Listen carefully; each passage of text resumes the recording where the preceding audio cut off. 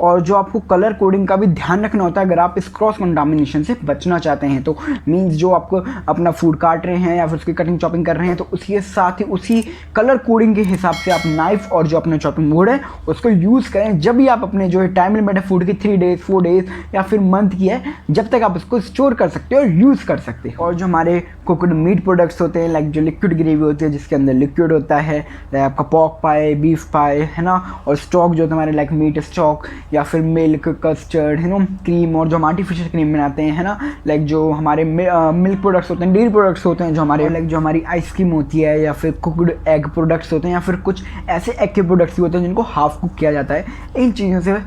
इन सभी चीज़ों से जो हमारा फूड है उसको हमको बचाना होता है। और जो हमारे प्रोडक्ट्स होते हैं जो कि फुली कुकड नहीं होते, जो हम लाइक घर पे बनाते हैं जैसे कि मूस हो गया, होममेड आइसक्रीम हो गया, तो इन सभी में क्या है जो हमारे कंटामिनेशन है उसके जो होने के चांसेस होते हैं बहुत ज़्यादा हो जाते हैं, बहुत ज़्यादा जो जल्दी हो सकते हैं। तो उनको हमको अच्छे से प्रोटेक्ट करके रखना है। मीन्स हमारे जिसमें बैक्टीरिया की ग्रोथ के चांसेस हैं वो बहुत ज़्यादा होते हैं। और जो हमारे जैसे सी फूड होते हैं लाइक सेल फिश होती है जिसमें मीन्स शेल होते हैं, लाइक आपका कुकड प्रॉन हो गया है ना, कुकड ऑयस्टर हो गया, कुकड राइस हो गया, cooked vegetables, cooked pasta, cooked potato हो गया, तो इनमें जो होता है प्रोटीन बहुत कम होता है। तो इन सभी चीज़ों को अपन जो है इन सभी चीज़ों से जो है अपन को कंटामिनेशन को बचाना होता है। तो ये सब जो है हमारे हाई रिस्क फूड के अंडर आते हैं। मतलब ये जब जो मैंने आपको सारे फूड बताए ये हाई रिस्क होते हैं, है ना। और जैसे कि अगर मैं आपको और सिंपल वे में बताना चाहूँ कि एट लास्ट भी हाई रिस्क फूड क्या होता है, जो हमारा रेडी टू ईट फूड होता है वो होता है हमारा हाई रिस्क फूड।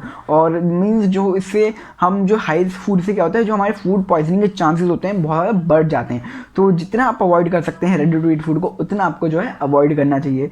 या फिर इसको अगर आप मेंटेन करना है तो इसके लिए आप प्रॉपर जो है हमारा हाई रिस्क फूड का है जो फूड का टेम्परेचर है उसको मेंटेन करके रखें, इसको प्रॉपर कुक करें जितना इसको कुक करना है, प्रॉपर रेफ्रिजरेट करें, है ना। और जहाँ पे भी आप स्टोर कर रहे हैं वो भी जो आपका प्लेस है बहुत मतलब क्लीन और सेफ होना चाहिए। जो वहाँ पे मतलब आप जिस प्लेस पे उसको स्टोर करने वाले हैं उसकी भी आपको देखभाल रखनी है। आपका अगर कोई भी लाइक प्लेस है, लाइक ड्राई प्लेस है, चिलर है, फ्रीज़र है, कहीं पे भी आप जो है उसको स्टोर करो, बस आपको ये मेक श्योर करना है कि जहाँ पर भी आप स्टोर करो उस प्लेस को मेंटेन करके रखो। और जो ये चीज़ें हैं इनसे बचने के लिए आपको जो है अपना जो फीफो मेथड है उसको अप्लाई करना होगा। और जो हैसअप से जो बहुत सारे की पॉइंट्स होते हैं वो भी आपको अप्लाई करने होंगे। अगर आपको नहीं पता कि भी हैसअप के बारे में आपको इन्फॉर्मेशन नहीं है, हैसअप और टेम्परेचर के बारे में, क्योंकि यही जो है वो सारी मेन चीज़ें होती हैं। और क्रॉस कंटामिनेशन जैसे हो गया कि भाई क्या होता है, क्यों होता है, इससे कैसे बचा सकता है, तो उस सभी के बारे में मैंने वीडियो ऑलरेडी बना रखी है। मैं आपको यहाँ पे आई बटन का लिंक दे दूँगा अपने हैसअप और टेम्परेचर वाली वीडियो का, है ना। तो आप उसको जाइए, पहले ही देखिएगा, फिर वो देखिए, इन्फॉर्मेशन लीजिए और जो अपने किचन है उसमें अप्लाई कीजिए। देखिए यहाँ पे मैं आपको बताना चाहूँगा कि यहाँ पे दो तरह के फूड होते हैं हमारे, एक हाई रिस्क फूड और एक लो रिस्क फूड। तो ये हाई रिस्क फूड ये नाम से क्लियर है, इस फूड में रिस्क ज़्यादा होता है, मतलब ये एक ऐसा फूड है जिसमें रिस्क बहुत ज़्यादा होता है। और ये लो रिस्क फूड मतलब ये एक ऐसा फूड है जिसमें रिस्क जो है वो कम होता है, लो होता है, ठीक है। मतलब जो हमारा हाई रिस्क फूड है उसमें तो हमारी जो बैक्टीरिया उसकी ग्रोथ बहुत जल्दी होगी, और जो हमारा लो रिस्क फूड है उसमें बैक्टीरिया की ग्रोथ स्लोली होती है। और हाई रिस्क फूड में जैसे हमके अंडर आता है लाइक फ्रूट्स भी होते हैं, वेजिटेबल्स होते हैं, जो कि ये सब आपको पता है कि रेडी टू ईट होते हैं। इनको हम कुक नहीं करते, बस सिंपल उठाते हैं और खा लेते हैं जो हमारे फ्रूट्स होते हैं इस टाइप। जैसे कि मेनली में मैं बात करना चाहूँगा अपने जो गार्ड मेंजर सेक्शन होता है, मतलब जो हमारा कोल्ड सेक्शन होता है, गार्ड मेंजर सेक्शन ही कोल्ड सेक्शन का दूसरा नाम होता है। इसमें भी जो है बैक्टीरिया की ग्रोथ के बहुत ज़्यादा हाई रिस्क चांसेस बढ़ जाते हैं। क्यों? क्योंकि आप देखिए नाम से ही पहचान लीजिए ना, कोल्ड सेक्शन। कोल्ड सेक्शन मतलब नाम में कोल्ड सेक्शन मतलब इसमें हम चीज़ें ही कोल्ड यूज़ करते हैं, इसमें हम चीज़ों को कुक नहीं करते। वैसे हाँ भाई बहुत चीज़ हम कुक करते हैं इस सेक्शन में, कुक करके यूज़ करते हैं, लेकिन मोस्ट ऑफ द जो हमारी 80% चीज़ होती है, 70 to 80% जो होती हैं वो उनको हम कोल्ड ही यूज़ करते हैं।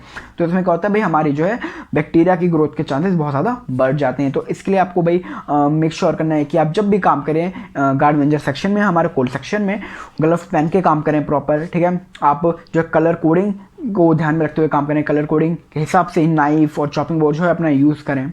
और इससे क्या है जो हमारे कस्टमर है उनको फूड पॉइजनिंग भी हो सकती है अगर हम ये चीज़ें मेंटेन नहीं करके रखते हैं तो, ठीक है। आई होप आपको हाई रिस्क फूड के बारे में बहुत सारी आज जो है नॉलेज मैंने आपको दी होगी, बेसिक नॉलेज।